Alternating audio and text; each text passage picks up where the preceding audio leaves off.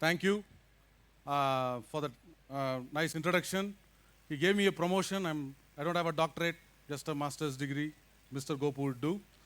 I'll run through this presentation quickly because we are coming close to the closing ceremony and running perhaps a little late. I'll start with a couple of Sanskrit slokas. I think most of you might know some of these. Perhaps comfortable with Devanagari. Saraswati Namastubhyam, you've heard this shloka. Varade Kamarupini. Some of you are familiar with this. I see some nodding heads. Okay. The other one perhaps. Shuklam Baradaram Vishnum. The Vishnu Sahasranamam. Prasanna. Dr. Ramachandran says he knows it. Chadurbhujam. Prasanna Vadaram Dhyayet. You know who that is for? The first one is Saraswati because it mentions the name. The second one? Vishnum. Ganesha. So there's a dispute, often a dispute. Who is Chaturbhuja? Four-armed. Chaturbhuja is four-armed. It is Vishnu. The poem is definitely for Vishnu, though because it says Sarva Vignopashantaye, people confuse it for Vigneshwara. It is not. It is for Vishnu. The phrases are all descriptions for him. The third poem that perhaps you are not familiar with is this one. Tribhujasya Palashariram Samadala Koti Bhujarda Samvargaha. Have you heard that? Who is Tribhuja? Brahma is Chatur Shira, four-headed, not Tribhuja. But look at it, the words sound familiar but don't seem to make much context, right? Phala is like fruit, Shariram is like body, Samadala Koti, Samadala is like level, Koti. It's like three-arm, Phala Shariram, fruit body. You know, that doesn't even make sense. Anybody know what this is? Let me explain. What this sloka says, I'll translate in English. A triangle's area is the result of multiplying the perpendicular by half the base. Tribhuja is triangle, three-armed. Not a reference to a god here. Phala is result. Shariram is a technical word for area. Samadala Koti is a technical word for perpendicular. Bhuja Ardha, Bhuja is arm, half of it. Samvarga is another technical word for multiplication. Thank you. So this should set your brain going. You should reevaluate Sanskrit, should reevaluate mathematics, and you reevaluate what you know about mathematics, Sanskrit, India, what culture. This shloka is in Aryabhatiyam. This is written by Aryabhata in the 5th century. The first time you're hearing it, right? Shouldn't we be more familiar with this? Shouldn't we all know this? We don't. That was the point. Why not simply say something like this? This seems like a complicated way to represent the area of a triangle, right? A equals half h times b. It's a simple way.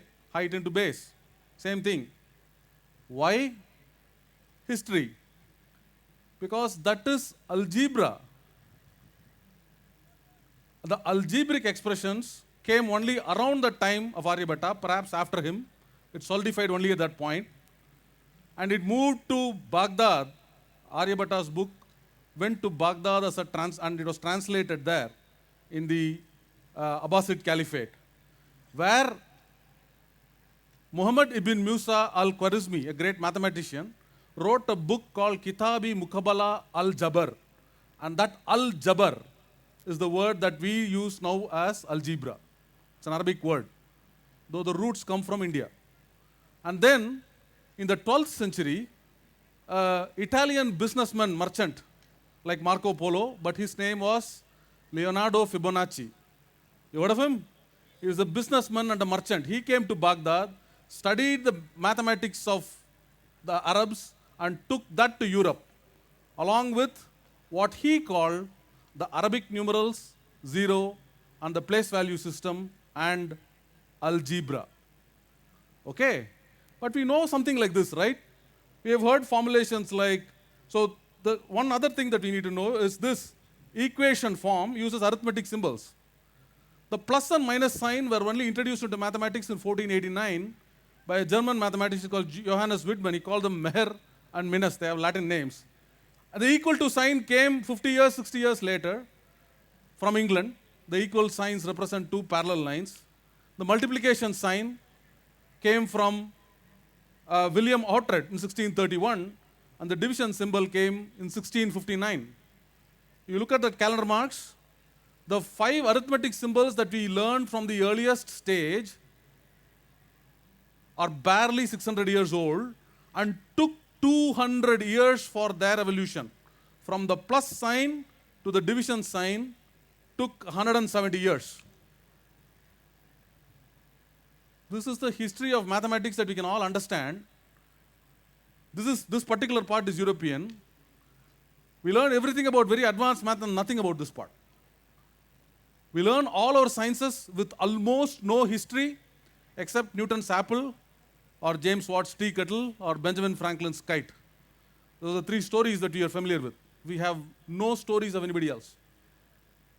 And that's not necessarily the right way to learn science. We should learn about, we consider what history only the history of political events, wars, battles. But what about this? Science, mathematics all have a history. If this is the case, what about the famous Pythagoras theorem? Right? This is like that. Hypotenuse squared is the sum of the square of the other 2 sides.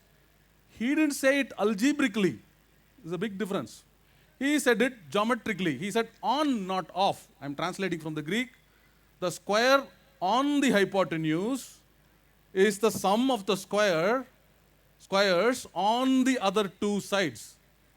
And he proved it geometrically. The word geometry is Greek.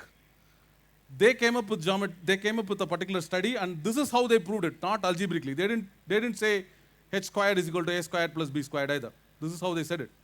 In statement form, just like Aryabhata's formulation for the area of a triangle. You can call it perhaps a Greek sloka, right? So that is the way he formed it.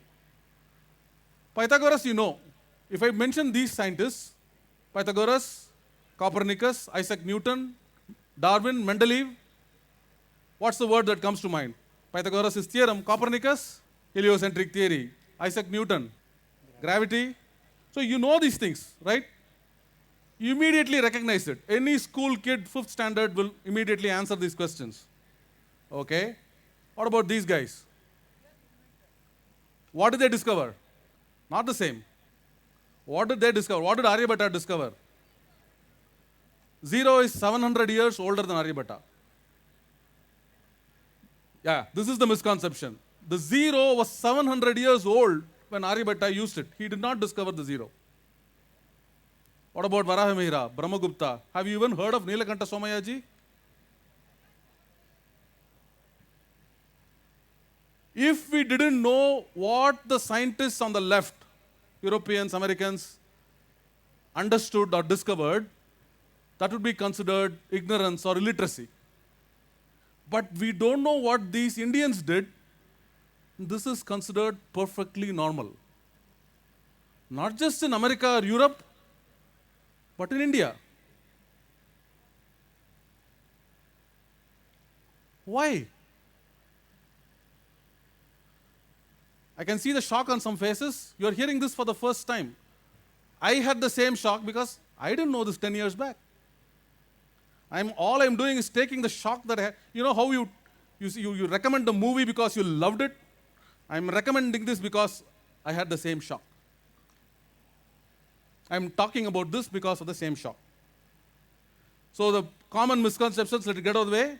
The 0 is 700 years older than Aryabhata. The place value system is also about 500 years older. He didn't discover that. He did not come up with gravity. He did not come up with the heliocentric theory. No Indian knew it. No Indian discovered that. It was Copernicus and Newton who proposed gravity and heliocentric theory as we understand it today with, of course, later modifications by Einstein. But we keep saying that. Why?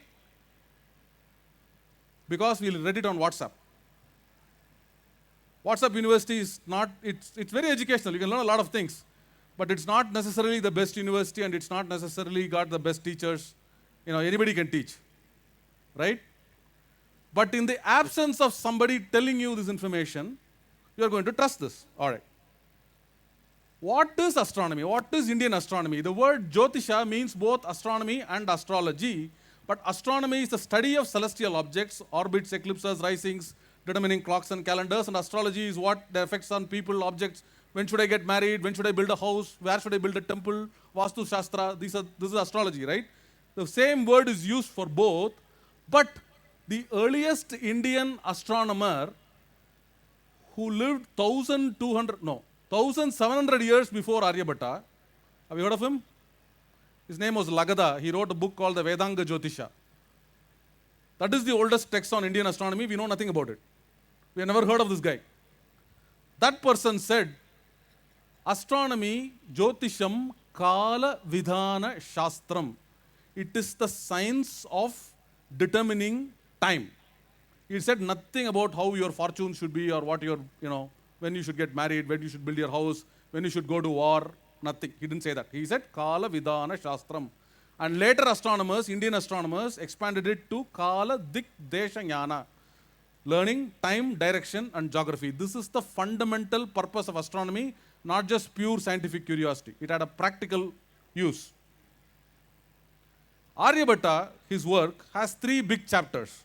One is Ganitam, the other is Kalakriya, or determination of time, and 3 is Gola, or the celestial sphere. Mathematics, time, and celestial geometry, or celestial trigonometry, spherical geometry, and trigonometry. Those are the 3 chapters. Nothing about fortune telling. This is one of the other common mistakes. Plenty of astrological books, but except for Varahamihira and Garga and Parashara, no Indian astronomer, great Indian astronomer, wrote any Siddhanta about astrology. They only wrote about astronomy, geometry, science, mathematics, and the determination of time. That was their primary focus. We should know this. We should tell this. We should tell others. Instead of drowning all Indian sciences as superstitious and crediting everything to Europeans, who I have great admiration for. The last 400 years, what Europe has done, what America has done, absolutely fantastic. But what have we done before that? Columbus came searching for India. Vasco da Gama came searching for India. We didn't go there. There was a good reason. And not just textiles and pepper. This is the true purpose of astronomy, determining time for doing when the yaga should be done. And this yaga pitas are when the shape of these yaga pitas are what drove geometry in that part. While mathematics was driven by astronomy, geometry was driven by this study of this called the Shulba Shastra. Okay, let me ask a quick question. Easy questions, right? Where does the sun rise? East. Where does the sun set? West. Everybody knows this. When does the sun rise? Morning. Sunrise. Okay, very self-definition, cyclical definition. When does the sun set? Evening. Sunset. Okay. Easy questions. Now for a slightly harder question. Where does the moon rise? How many people say west? Only 2 people have the courage to even raise their hands. How many people say east? Okay, about 25 people raise their hands for west, about 30, 40 raising their, and the vast majority keeping their hands safely downwards.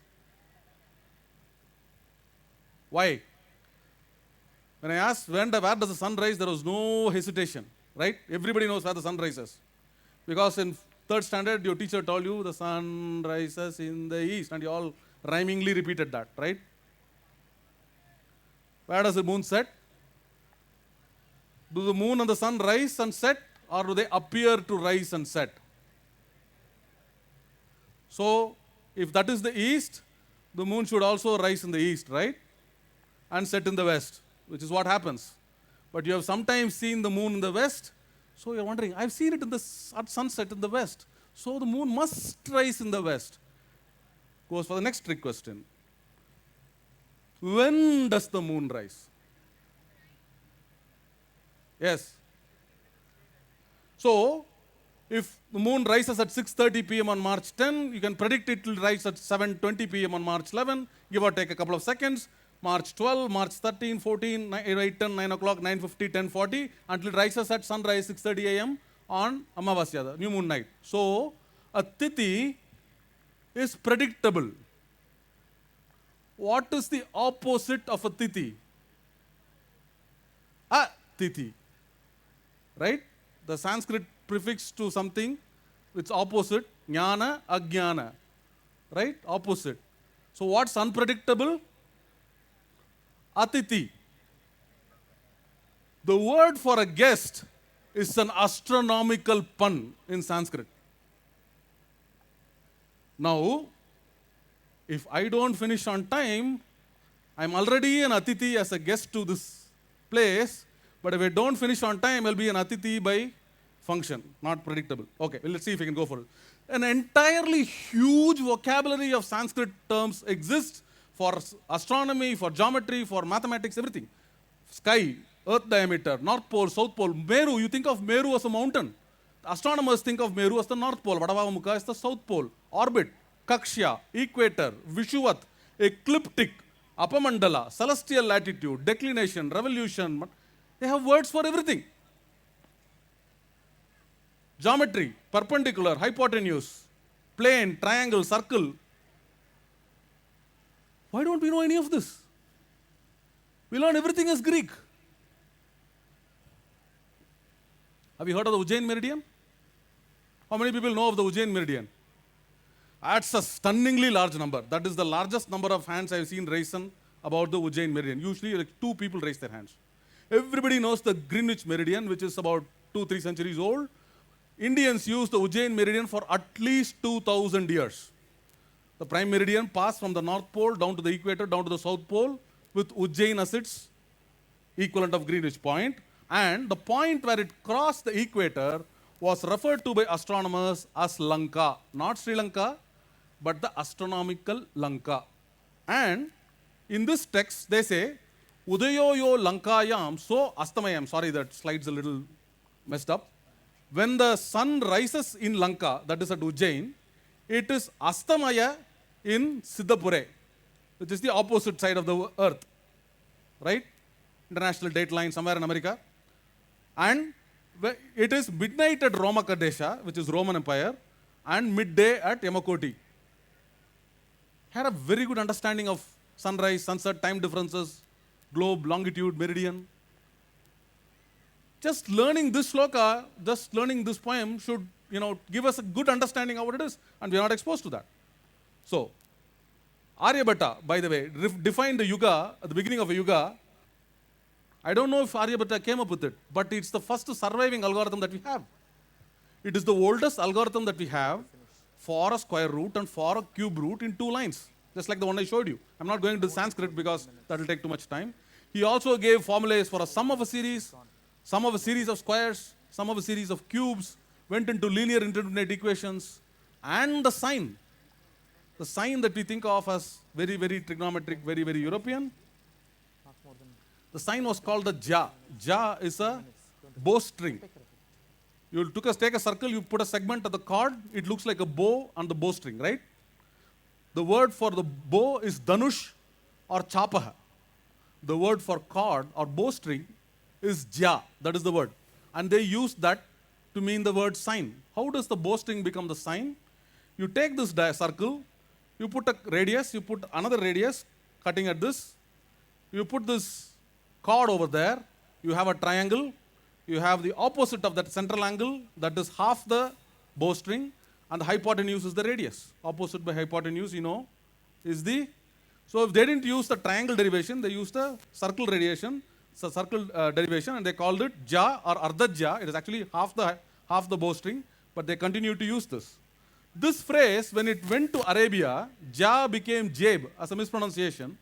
JB, is a pocket, which when Fibonacci and others took it to Europe, became the Latin word for pocket, sinus, and then it became the English word sign.